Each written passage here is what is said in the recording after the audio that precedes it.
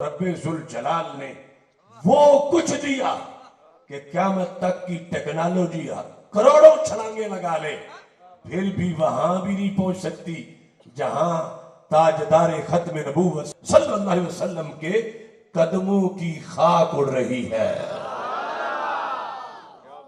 اتنا علم دیا ہر لحاظ. اب آج کے لوگوں کی ضرورتیں کیا ہیں؟ تم یہ کہتے ہو یورپ اور ویسٹ کے گماشتوں، تم دیکھو تو صحیح ہمارے آقا صلی اللہ علیہ وسلم کی ایک حدیث پر امریکہ میں ریسرچ کے بعد ریسرچ کرنے والے نے کلمہ پڑھ لیا. وہ حدیث اس اشرف المخلوقات کے دل کے بارے میں نہیں تھی، بلکہ وہ تو مکھی کے پر کے بارے میں تھی. تو جن کی گفتگو مکھی کے پر کے بارے میں اتنی معیاری ہو، ان کی گفتگو انسان کے دل کے بارے میں کتنی معیاری ہوگی. ہمارے آقا صلی اللہ علیہ وسلم نے اس وقت فرمایا اذا وقع الذباب فی طعام احدکم، جب تم میں سے کسی کے کھانے میں مکھی جا پڑے، بشرطے کہ کھانا گرم نہ ہو، گرم میں تو ویسے بھونی جائے گی. کھانا گرم نہیں تھا، مکھی جا پڑی ہے، تو ایسی صورتحال میں کیا کرنا ہے؟ کھانا وہ کھانا یہ تو آگے مرضی ہے کوئی کھائے یا نہ کھائے، لیکن طبی طور پر ہمارے آقا صلی اللہ علیہ وسلم نے فرمایا کہ اس مکھی کو ڈبو کے تو پھر باہر نکال دو. کیوں ڈبو کے نکالو؟ عقل تو کہتی ہے کہ یہ گندی چیز ہے، اسے فوراً نکالو، اور سرکار فرما رہے ہیں کہ ڈبل کام کرو کہ اسے پورا ڈبو کے باہر نکالو. کیوں؟ ہمارے آقا صلی اللہ علیہ وسلم نے فرمایا فَإِنَّ فِي إِحْدَى جَنَاحَيْهِ دَاءً وَفِي أُخْرَى دَوَاءً وَإِنَّهُ لَيُقَدِّمُ الدَّاءَ عَلَى الدَّوَاءِ. اس کے ایک پر میں بیماری کے جراثیم ہیں اور دوسرے میں اسی بیماری کو شفا دینے والے، اس کو ختم کرنے والے جراثیم ہیں. اور وہ جب ڈبوتی ہے تو بیماری والا ڈبوتی ہے، تو اس نے تو گرتے ہی اپنا کام کر لیا ہے، بیماری والا پر ڈبو لیا ہے. تو میرے غلاموں، تم دوسرا بھی ڈبو دو تاکہ اس کی جو محنت تھی کہ وہ بیماری تمہارے پاس لانا چاہتی تھی، شفا اس نے چھپائی ہوئی تھی، تو شفا والا پر ڈبو گے تو تمہارا کھانا طبی طور پر صحت مند ہو جائے گا.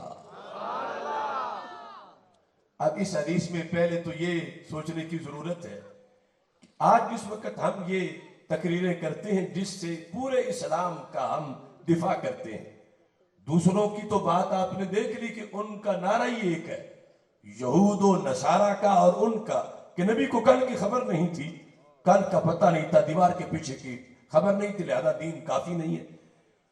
اب ہمارے لحاظ سے نبی اکرم نور مجسم شفیع معظم صلی اللہ علیہ وسلم کی علوم پر جب ہم گفتگو کرتے ہیں، دوسرے کہتے ہیں ان کے علم بڑے تھے، نماز کا تھا، روزے کا تھا، حج کا تھا، زکوٰۃ کا تھا، پڑوسی کی حقوق کا تھا.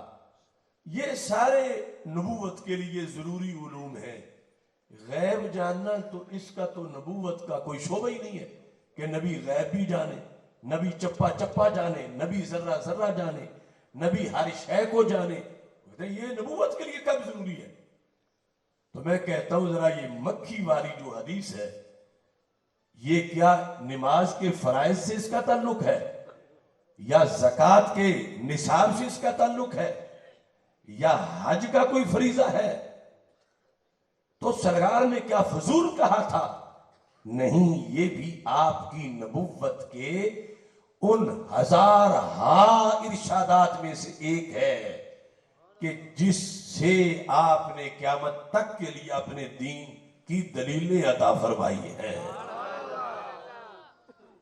اب آپ نے جو فرمایا، امریکی ڈاکٹر ہے، اس نے پے در پے ریسرچ کے بعد، یعنی ظاہر ہے چلا تو یہ تھا کہ میں غلطی نکالوں محمد عربی صلی اللہ علیہ وسلم کی معاذ اللہ، کہ وہ چھوٹی سی مکھی کے چھوٹے سے پر کے بارے میں کیا کہہ گئے، لیکن جوں جوں آگے بڑا رستے کھلتے گئے، بالآخر اس نے اپنا رزلٹ لکھا کلمہ پڑھتے ہوئے کہ محمد عربی صلی اللہ علیہ وسلم کو رب نے کتنا علم دیا تھا کہ آج سائنس کی اتنی ترقی کے بعد اتنی ٹیکنالوجی آئی، اتنے عدسے، خوردبین، دوربین اور کیا کیا لیبارٹریوں میں ہم نے رکھ کے پھر ہمیں پتا چلا کہ مکھی کے پر کے اندر بیماری کے جراثیم ہیں ایک میں، اور دوسرے پر میں اسی بیماری کو ختم کرنے کا علاج بھی ہے۔ تو کہتا ہے کہ میں حیران ہو گیا ہوں کہ جس آنکھ کے سامنے مکھی کے پر کے یہ چیزیں چھپ نہیں سکیں، اس آنکھ سے بندے کا دل کیسے چھپ سکتا ہے؟